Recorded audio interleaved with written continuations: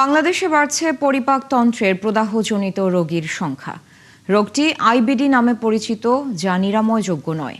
যদিও এই রোগের কারণ সম্পর্কে স্পষ্ট কোনো ধারণা এখনও নিশ্চিত করতে পারেনি চিকিৎসকরা। সঠিক সময় চিকিৎসা না নিলে তা একসময় ক্যান্সারে পরিণত হতে পারে। পশ্চিমা দেশগুলোতে আইবিডি রোগীর সংখ্যা অনেক বেশি। বাংলাদেশে 2022 সালে এই রোগ শনাক্তের পর থেকে প্রতি বছর মে মাসে পালিত হচ্ছে আইবিডি সচেতনতা মাস। এ উপলক্ষে সকালে মহাখালীর জাতীয় গ্যাস্ট্রো লিভার ইনস্টিটিউটে সচেতনতামূলক র্যালি ও সায়েন্টিফিক সেমিনার অনুষ্ঠিত হয়।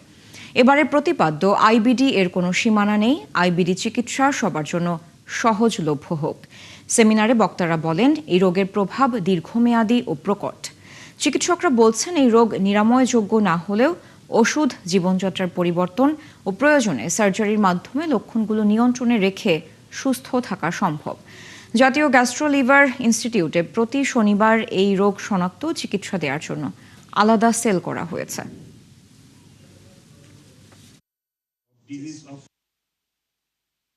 2022 সাল থেকে আমরা এটা স্টার্ট করেছি, তখন রুগী ছিল 173 জন, আর এখন 2025-এর শেষ নাগাদ এই রুগী হয়েছে 2393 জন।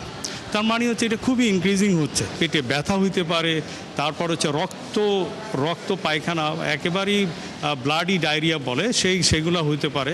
আরও বিভিন্ন জয়েন্টে পেইন হইতে পারে।